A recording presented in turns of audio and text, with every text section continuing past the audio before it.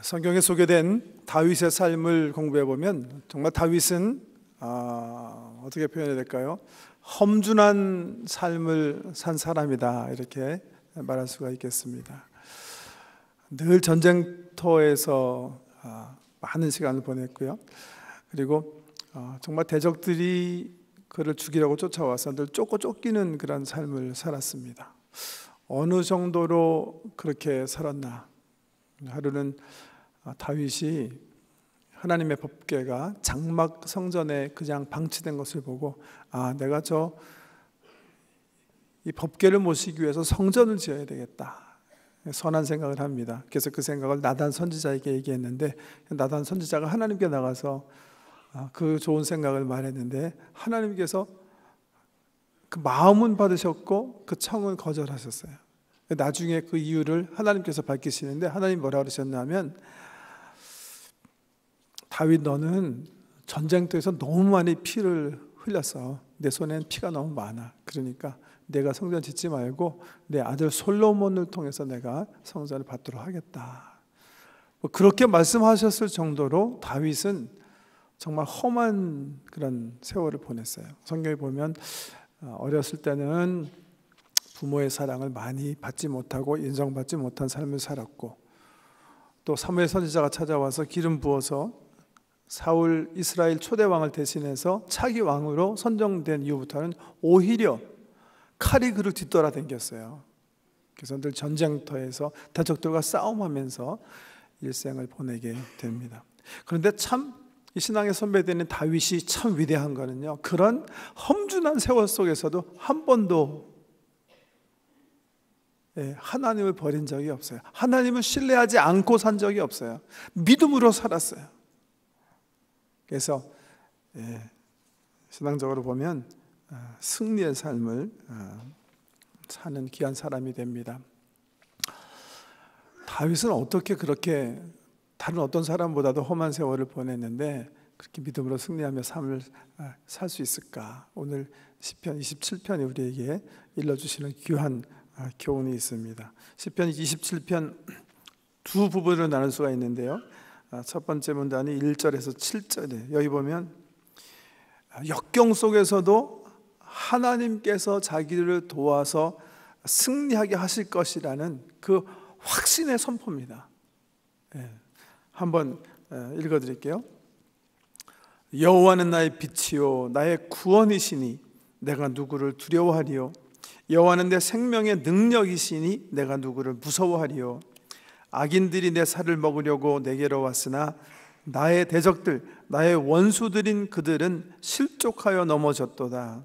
군대가 나를 대적하여 진칠지라도 내 마음이 두려워하지 아니하며 전쟁이 일어나 나를 치려 할지라도 나는 여전히 태연하리로다. 세상에 어떤 경우를 당하든지, 전쟁이 일어나든지, 악한 사람들이 나를 비방하고 나를 죽이려고 칼 잡고 달겨들든지, 내 살을 먹으려고 어떤 악인들이 나에게 달려들지라도 나는 태연하겠습니다. 나는 요동치 않겠습니다. 다윗의 신앙이에요. 다윗의 신앙. 17살 청년애부터 시작해서 주님 나라 갈 때까지 끊임없이 그 삶 속에는 칼이 떠난 적이 없어요. 그 전쟁 속에 살면서, 그 대적들의 중앙 속에 살면서 다윗은 두려워하지 않았어요. 요동치 않았어요. 여호와는 나의 빛이시고 그분이 나의 구원 되시고 그분이 나의 생명의 능력 되시기 때문에 나는 두려워할 필요도 없고 나는 떨 필요 없습니다. 고백하면서 믿음으로 살았다는 거예요. 4절 이하에 보면 다윗의 그 와중에서 소망했던 한 가지를 다윗이 얘기하는데요, 이렇게 얘기해요. 내가 여호와께 바라는 한 가지 일, 그것을 구하리니 곧 내가 내 평생에 여호와의 집에 살면서 여호와의 아름다움을 바라보며 그의 성전에서 사모하는 그것이라. 여호와께서 환난 날에 나를 그의 초막 속에 비밀히 지키시고 그의 장막 은밀한 곳에 나를 숨기시며 높은 바위 위에 두시리로다. 이제 내 머리가 나를 둘러싼 내 원수 위에 들리리니 내가 그의 장막에서 즐거운 제사를 드리겠고 노래하며 여호와를 찬송하리로다.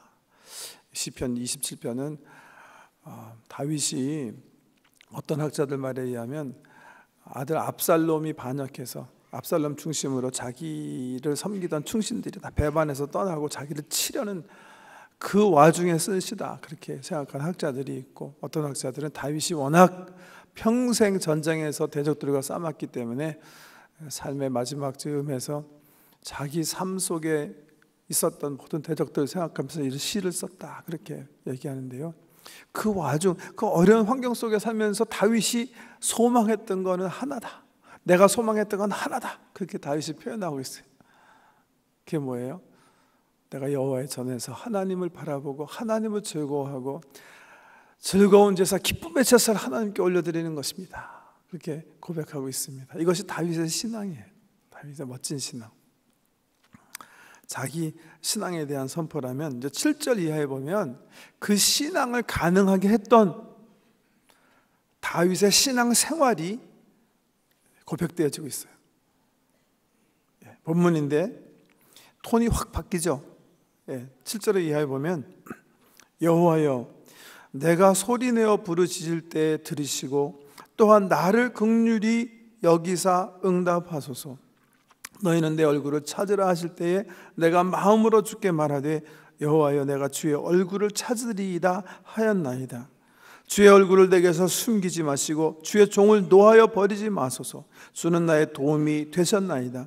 나의 구원의 하나님이여, 나를 버리지 마시고 떠나지 마소서. 내 부모는 나를 버렸으나 여호와는 나를 영접하시리이다. 여호와여, 주의 도를 내게 가르치시고 내 원수를 생각하셔서 평탄한 길로 나를 인도하소서. 내 생명을 내 대적에게 맡기지 마소서. 위증자와 악을 도모하는 자가 일어나 나를 치려 함이니이다. 내가 산자들의 땅에서 여호와의 선하심을 보게 될 줄 확실히 믿었도다. 너는 여호와를 기다릴지어다. 강하고 담대하며 여호와를 기다릴지어다. 전반부에서는 대적들과 전쟁들과 원수와 악인들 중앙에 있으면서도 전혀 태연하게, 전혀 굴하지 않는, 두려워하지 않는 다윗의 신앙이 선포되어 있다면, 이 후반부는요, 그 선포, 그 담대함을 가능하게 하는 다윗의 신앙생활. 그게 뭐예요? 다윗은 엎드린 사람이에요. 하나님을 향해서 하나님의 도우심을 구하며 살았다는 거예요. 이런 말이에요. 하나님만이 나의 힘이 되어 주신다면, 하나님이 내 기도를 들어주신다면, 하나님이 당신의 얼굴빛으로 나를 비추기만 한다면 난 세상에서 일어나는 모든 도전, 전쟁, 대적, 악인 얼마든지 감당할 수 있다는 거예요. 그래서 그렇게 고백하는 거예요. 주님, 내가 이 와중에 내가 찾는 건 딱 하나입니다. 당신의 얼굴입니다. 당신을 구합니다.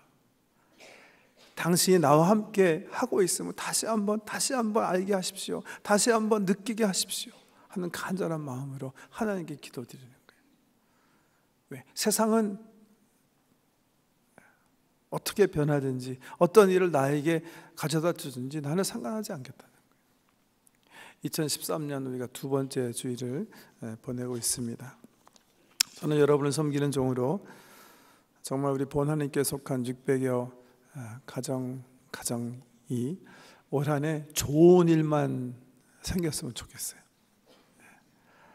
그런 한 해 되시길 우리 예수님의 이름으로 축원합니다.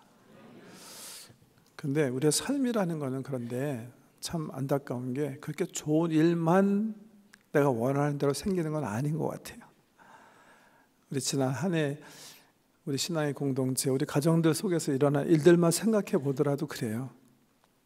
뜻하지 않게 사랑하는 가족 식구를 먼저 하나님 나라에 보내야 했던 그런 아픈 가정들이 있었고, 또 건강하게 운동 열심히 하면서 잘 사는 줄 알았는데 갑자기 건강진단으로 갔는데 예기치 않은 병명을 듣고 막 절망 속에서 좌절하면서 치료도 받고 또 회복하고 있는 그런 교우님들도 계시고, 또 자녀들이 갑자기 속을 썩여가지고 잠 못 이루는 밤을 새시는 그런 교우들도 계셨고요. 또 부부간과의 갈등 때문에 경험하지 못했던 삶의 큰 아픔을 경험하는 그런 가정들도 있었어요. 어떤 분은 이민 오셔가지고 정말 좋은 사업체를 얻어서 우리 이민사회 성공 신화를 쓰시는가 했는데 갑자기 예기치 못한 경쟁자가 비슷한 사업을 차려가지고서 치고 들어와가지고서는 사업이 엉망이 되는 그런 아픔을 경험하신 가정들도 계세요. 어떤 사람이 얘기했던 것처럼 우리는 정말 불확실성 속의 시대에 사는 것 같아요. 어떤 일이 어떻게 우리에게 닥칠지 모르는 거예요. 이 세상에 우리 몸담고 사는 한 다윗처럼 원수들의 칼이, 원수들이 펼치는 전쟁이 우리 삶 속에 끊임없이 일어날 수가 있는 거예요. 그런 삶 속에 우리가 살고 있습니다. 그렇다면 우리가 어떻게 주가 주시는 평강과 기쁨을 누리면서 정말 다윗처럼 살 수가 있을까? 오늘 시편 27편에서 우리가 꼭 붙잡아야 되는 내용이에요. 어떻게 하면 돼요? 엎드림의 삶을 사면 되는 거예요. 하나님만 내 편으로 끌어당기면 되는 거예요. 아니면 내가 하나님 편에 서기만 하면 되는 거예요. 빌립보서 4장 6절에 보면 바울 선생님께서 그렇게 우리에게 일러주시죠. 아무것도 염려하지 말고 하지 말고 모든 일에 오직 기도와 감사로 너희 하나님 아버지께 아뢰라. 그리하면 지각에 뛰어나신 하나님의 평강이 너희 마음의 생각을 지켜주시리라. 엎드려 기도하면서 우리 수평적으로 세상 속에 우리가 살면서 일어나는 모든 일들을 믿음으로 감당하시고 승리하신 하나 되시기를 제3주의 이름으로 축복합니다. 그러기 위해서요, 다시 제가 이제 매년 연초 아니면 연말 마지막 주일에 우리 성도들에게 늘 지난 10여 년 동안 권면해왔던 해 뜨기 전 1시간 하나님께서 주신 하루의 첫 번째 시간에 대한 말씀을 다시 드리려고 해요. 우리 교회 뿌리 영성 운동의 관점에서는 115 묵상 운동에 대한 말씀을 드리려고 합니다. 저는요, 우리 교회 참석하고 계시는, 우리 몸담고 계시는 우리 어린아이부터 어른에 이르기까지 1,500여 되는 우리 신앙의 식구들이 하나님께서 주신 첫 하루, 첫 시간 하나님과 시작했으면 좋겠어요. 그게 15분이 되든지 1시간 반이 되든지 그거는 각자 형편과 또 신앙의 처지에 따라서 결정하는 문제인데, 일어나서 제일 처음 우리 주님 앞에 앉아서 주님의 은혜를 사모하며 주님의 말씀을 받고 시작하는 한 해가 되길 소망합니다. 다시 이 렉시오 디비나 우리 115 묵상 운동에 대한 설명을 드리려고 하는데, 제가 주보 2면 목회자 칼럼에 이렇게 해서 이렇게 풀어서 써놨어요. 참조하시고 제가 이제 설명을 드리려고 하는데, 우리가 보통 사용하는 방법이 렉시오 디비나 우리 신앙의 선배들이 하나님과의 교제를 꾀하면서 사용한 어떤 전통적인 방법입니다. 우리 주보에 맨날 이제 한 5가지 단계로, 4가지, 5가지 단계로 이렇게 소개가 되는데, 제가 우리 성도님들이 조금 더 좀 자세한 가이드가 필요하실 것 같아서 이번엔 9가지를 이렇게 풀어서 썼어요. 똑같은 내용인데 설명을 드리겠어요. 아침에 일어나시면 제일 처음 주님 앞에 앉으셔서 뭐 의자에 앉으시든지 꿇어 앉으시든지 벽에 기대시든지 상관없는 거예요. 주님 앞에 나가셔서 첫 번째 1, 주님의 현존하심을 향해 영혼의 시선을 모은다. 여러분, 주님은 우리와 함께 계세요. 믿으세요? 왜? 주님은 약속에 신실하신 분이세요. 우리는 때때로 약속 어기지만 우리 주님은 그러신 분 아니세요. 우리 주님께서 이 세상에 교회를 두고 떠나시면서 마태복음 28장 맨 마지막 절 보면 그렇게 약속하세요. 볼지어다 내가 세상 끝날까지 항상 너희와 함께 있으리라. 하나님 우리와 함께 계세요. 여러분, 기도에 있어서 가장 큰 방해물이 뭔지 아세요? 마귀가 우리 영혼 속에 들어와서 여러 가지 핑계를 대면서 우리가 믿게 하는 잘못된 생각, 기도의 가장 큰 방해물, 그게 뭔지 아세요? 우리가 하나님으로부터 분리되어 있다고 생각하는 거예요. 하나님은 우리와 함께 계세요. 나는 내 안에, 너는 내 안에. 더불어 먹기 위해서 우리 삶에 지금 임재해 계세요. 너무나 영광스러운 거죠. 창조주 되신 하나님께서 예수 그리스도를 통해서 성령님 의지에, 성령님 통해서 예수 그리스도의 이름으로, 은혜로 우리 안에 지금 삼위일체 하나님께서 거하고 계시는 거예요. 기도의 방해물은, 기도의 가장 큰 장애물은 우리 하나님께서 나랑 상관없이 저 멀리서 딴짓하고 계시다고 생각하는 거예요. 마귀가 우리 속에 넣는 생각이에요. 그런 생각에서부터 해방되세요. 하나님은 나와 함께 계세요. 그래서 하나님을 내 현존, in the present. 그래서 union with God is deepening of the present라는 말을 토마스 머틴이 한번 이렇게 사용하는데요. 하나님과의 연합은 현존의 깊이다. 현존이 깊어지는 것이다. 이렇게 표현하는데요. 내가 현재에서 하나님 발견하지 못하면 발견 못해. 하나님 나와 함께 하시기 때문에 나와 함께 하신 하나님을 내가 믿지 못하고 발견하지 못하면 nowhere we can find him. 하나님 발견 못해요. 하나님 나와 함께 계세요. 나와 함께. 그 현존하신 하나님을 향해서 어떻게 해요?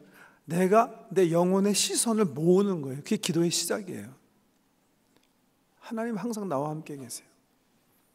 내가 딴청하고 있었지. 내가 잠들어 있었죠. 내 영혼을 깨워서. 그래서 새벽을 깨우리로다. 내가 새벽을 깨워요. 사실은 내 영혼을 깨우는 거죠. 내 영혼을 깨워서 다시 주님 현존하심을 바라보게 하는, 내 시선을 모으는 거, 이게 기도의 시작입니다. 자, 이 가로에 1분에서 2분, 뭐 어떤 경우에는 30초, 그 다음에 7분에서 10분, 묵상해 보면 5분에서 40분. 그거는 성도님의 형편에 따라서 하세요. 맨 처음 그 미니멈 시간을 따라 하시면 한 15분의 기도 다 하실 수가 있고, 내가 더 시간을 들여서 기도해야 되겠다 하시는 분은 한 1시간 30분 정도 하실 수가 있으세요. 자유롭게 삶의 형편과 또 은혜에 따라서 하시면 되는 거고요. 두 번째는, 그러니까 보세요. 기도랑 예배는 제가 늘 말씀드리지만 은혜예요. 이거 자체가 하나님의 은혜예요. 우리가 찬양대 준비하고 기도 준비하고 제가 말씀 준비하고 성도님들이 정말 목욕 재개하고 예쁜 옷 입으시고 교회 나오시더라도 주님께서 여기 우리의 예배를 받기 위해서 은혜로 임재하지 않으시면, 여기 좌정하지 않으셨으면 아무 소용이 없는 거예요. 그런데 감사하게 주님이 약속하셨잖아요. 두세 사람이 예수 그리스도의 이름을 모인 그곳에 내가 있겠다. 그 약속에 신실하신 하나님이 지금 우리와 함께 하시기 때문에 우리가 예배 드리는 거거든요. 기도도 마찬가지예요. 나와 동행하시는 하나님을 향해서 내가 비로소 내 시선을, 내 영혼의 관심을 돌리고 주님 앞에 나가서 엎드려서 주님과의 사랑의 교제를 갈구할 때 비로소 그 은혜가 우리에게 임하는 거예요. 은혜로 하나님 우리와 함께 하시기 때문에. 기도도 은혜고, 그래서 예배도 은혜예요. 은혜 없으면 아무 소용없는 거예요. 하나님의 은혜 하나심이고 우리와 함께 하시기로 약속하셨기 때문에 그 약속을 믿고 나가는 겁니다. 두 번째는 교제 시간을 성령께서 인도해 주시기를 기도한다. 그렇게 했었어요. 이거는 20절에서 30초만 하시면 돼요. 주님, 제가 주님 알기 위해서, 또 주님과 교제하기 위해서 주님 앞에 나왔습니다. 성령님 통해서 이 시간을 정말 잘 사용할 수 있도록 의미 있게 사용해서 주님을 알아갈 수 있는 시간 되도록 주님 도와주세요. 기도하시면 됩니다. 세 번째는 정한 본문을 두세 번 천천히 읽는다. 요즘 우리 115 묵상운동 말씀은 지난 작년 1월부터 시작해서 4년 동안 전체 창세기부터 계시록까지를 전체 성경을 묵상하기 위해서 한 장씩 막 읽어 나가는 거예요. 그래서 여느 해보다는 묵상하는 본문이 굉장히 깁니다. 그래서 전체 본문을 묵상하실 수는 없으세요. 그러니까 요즘은 잠언 읽어 나가는데, 잠언 읽으시면서 첫 번 이렇게 읽으시면서 천천히 입으로 또박또박 읽어 나가면서 마음속에 이게 참 중요한 말씀이구나. 이 말씀이 내 가슴에 와 닿는구나, 그런 말씀이 있으시면 그 말씀에다가 어떻게 해라? 그 다음에 써있죠. 예. 가슴에 와닿는 요절 혹은 구절 혹은 단어에 밑줄을 친다. 왜? 그 말씀을 암송하려고 그러는 거예요. 내 가슴에 새기기 위해서. 왜 그게 중요하다 그랬죠? 성경 말씀, 성경책에서 내 눈을 떼서 내 기억 속에서 그 말씀을 끄집어내는 것이 뭐라고 그랬어요? 묵상이라고 그랬죠. 그게 가장 중요한 묵상이고 가장 파워풀한 능력이 있는 그런 기도 방법이기 때문에 그래요.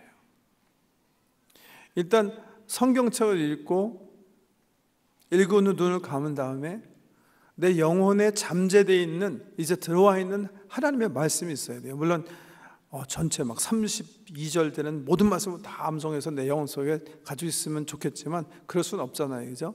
그러니까 그날 내 가슴에 다가온 말씀 한 구절이든지 한 단어든지 한 요절이든지 무엇이든지 그 말씀에 묻줄을 긋고 그 말씀을 내가 이제 암송으로 가지고 있는 게 굉장히 중요한 거예요. 왜? 그래야 끄집어낼 수 있으니까. 끄집어내는 게 묵상이에요. 묵상 어렵게 생각하시면 안 돼요. 그래서 입으로 이제 내가 이제 암송할 수 있게 밑줄을 긋는 거예요. 밑줄을 긋는 또 하나 중요한 이유가 있어요. 제가 이렇게 장례식 하다 보니까 요즘은 장례사에서 몇 년 전부터 자꾸만 이렇게 어른들이 쓰시던 성경을 이렇게 갖다가 머리맡에 이렇게 놓는 거예요. 그래서 자녀들한테 성경 가져라. 제가 어떤 분께 성경 펴보니까 어떤 분은 정말 손때가 묻지 않았어. 제가 손때가 묻은 데가 있는 거 보라고 막 찾아가지고 좀 그런데 좀 펴가지고 자녀들 보여주려고 그래도 너무나 만지시 않은 거야. 그럼 덕스럽지 않잖아요, 그거는. 그러니까 좀 치세요, 이렇게 치면 우리 아이들이 보고 손자 손녀가 보고, 야, 우리 할아버지 성경 많이 읽으셨구나. 막 굉장하시구나. 조금이라도 위로가 되잖아요. 예? 더군다나 우리는 재작년부터인가 또 새 성경 사가지고 그나마 옛날 거면 그냥 좀 이렇게 낡았는데 막 이 새 성경이잖아요. 이거 가지고 이거 관에 놓으니까 이거 뭐 되겠습니까, 이거? 그러니까 우리 자녀를 위해서라도 열심히 성경 읽으시면서 이 말씀은 정말 하나님께서 오늘 내게 주신 말씀이구나. 어떤 분 보니까 막 날짜도 적으시는데 굿 날짜도 적으시고. 왜 중요한 거 이 독서가 왜 중요하냐면요. 성경을 읽을 때 많은 성경 구절 가운데 우리가 성령 기도했잖아요. 성령님, 내가 이 성경 가지고 주님과 교제하기 원하니까 성령님 인도해 주세요. 그렇게 기도했잖아요. 성령님께서 인도하시는 거예요. 어떻게? 한 말씀에 주목하도록. 그래서 다르게 표현하면 그 시간은 성령님께서 그날 나와 교제하시기 원하시는, 토의하기 원하시는 주제를 성령께서 결정하시는 시간이에요.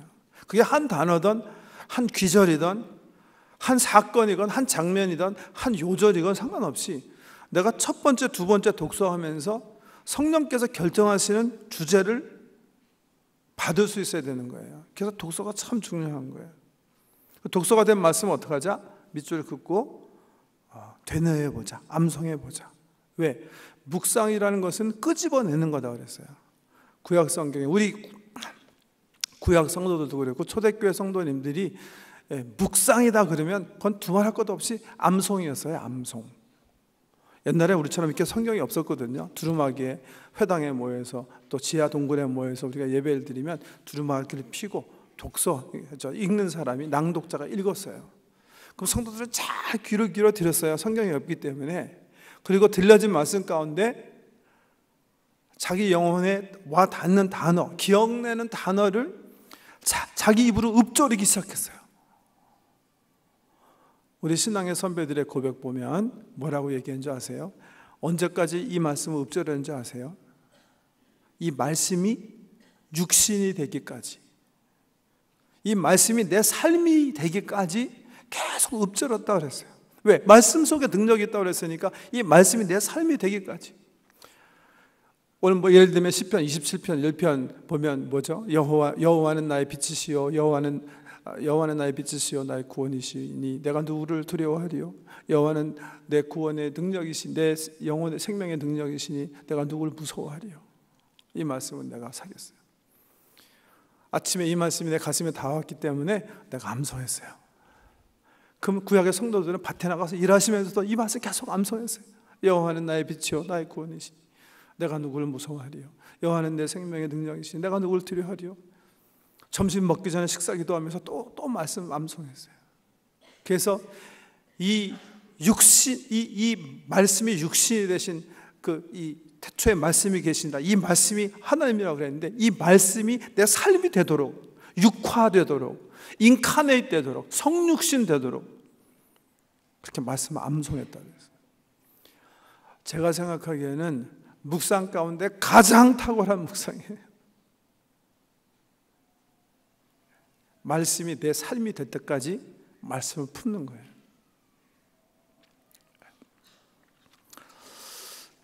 우리는 이제 큐티 그래가지고 이제 주로 우리의 지적 능력을 사용하는 묵상에 익숙한데 그것도 좋은 방법이에요. 우리의 지적 능력을 사용해서 이 말씀을 문단 나누기도 하고 이 말씀이 각각 문단이 얘기하는 교훈을 얻고 이 교훈을 내가 어떻게 살아내야 되는지 생각해보고 주의 뜻을 구하는 것도 아주 좋은 방법인데요. 실질적으로 우리 신구약의 초대교회 성도님들 비롯해서 성도님들이 묵상이라고 할 때는 사실은 성경 말씀 암송해서 작은 소리로 읊조리는 거예요. 그래서 시편 1편에 보면 여러분 이제 새로 산 성경 밑에 주해에 보면 그렇게 써 있어요. 율법을 주의하러 묵상하는 자로다 밑에 주해 보면 작은 소리로 읊조림, 반복해서 그 말씀을 암송했다는 그런 뜻이에요. 언제까지? 이 말씀이 내 삶이 될 때까지. 한 가지 방법이고요. 두 번째 방법은 거기에 이제 가로 열고 써놨는데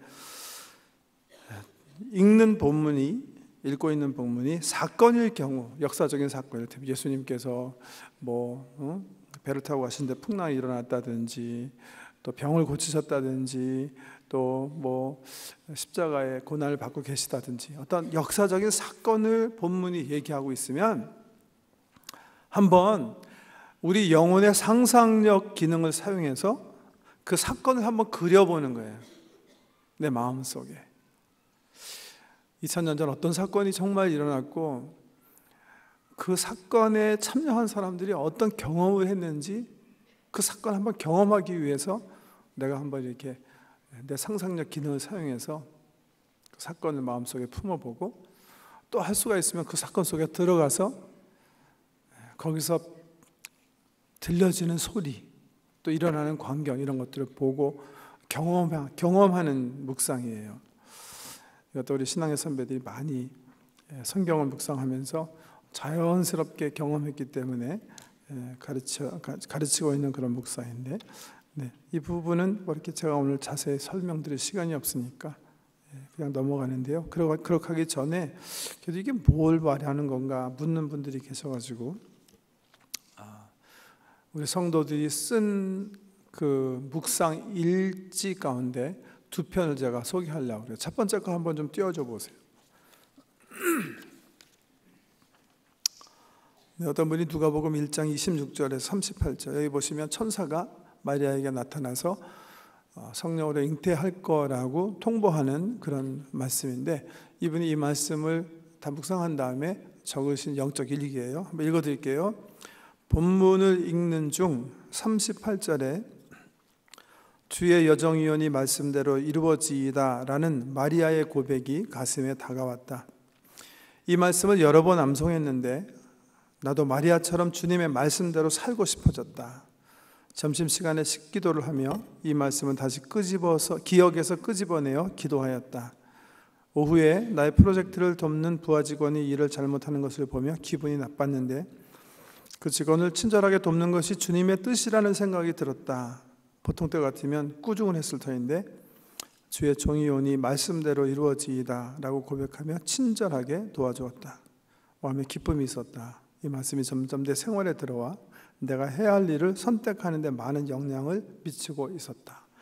어떤 성도님 쓰신 건데요. 제가 이렇게 보니까 이게 바로 이제 기도에서 육화되는 과정인데 어떻게 이렇게 그냥 그 렉시오 디비나의 과정이 이렇게 철저하게 경험되어졌는지 모를 정도로 잘 하신 건데요.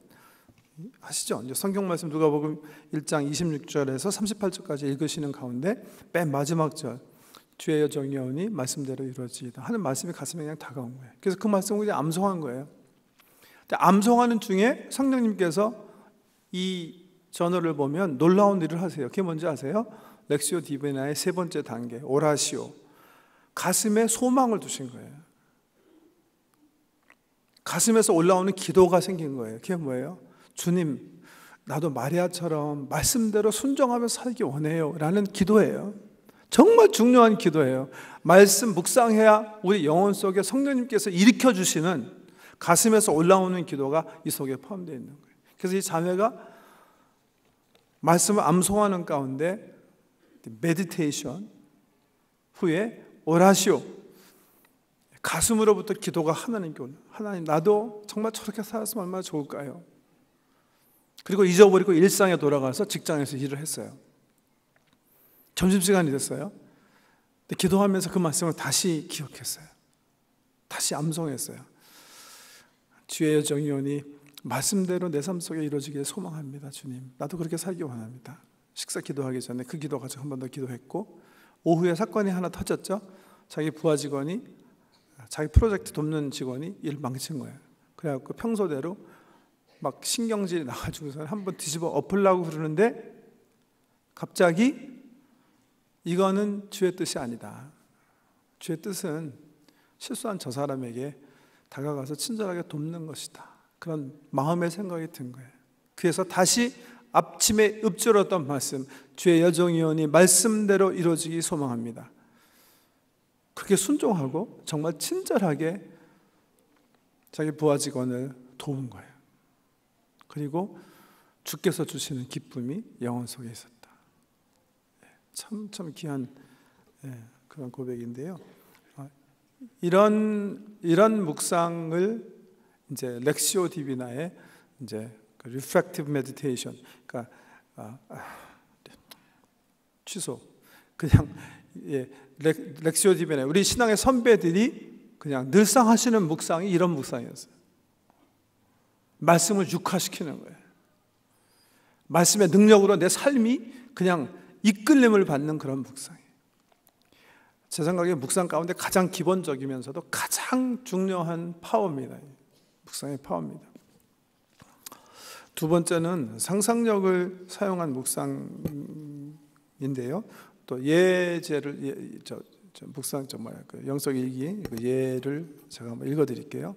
그 다음 거 이거 맞네요. 네, 이번엔 요한복음 19장 1절에서 18절 하셨는데, 여기 보면 이제 우리 예수님께서 붙잡히셔가지고 빌라도 앞에 끌려가가지고 이제 신문 받고 있는 중에 군중들이 예수님 죽여라 뭐 그런 소리 지르는 건데요.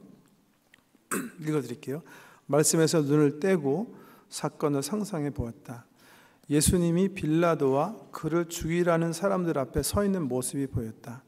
자기를 죽이라고 소리치는 사람들 앞에서 어떻게 예수님은 저렇게 침착한 자세를 잃지 않을까?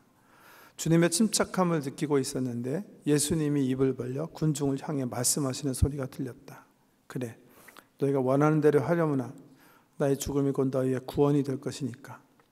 자세히 보니 그 말씀을 하시는 예수님을 아버지 하나님이 꼭 끼어안고 계시는 것이 보였다. 아버지 하나님이 아들 예수에게 말씀했다. 그래, 그들에게 너를 내어주어라. 그러나 나는 너에게 무슨 일이 일어나는지 나든지 너를 결코 혼자 내어버려두지 않을 것이다. 너는 내 품에서 안전할 것이다.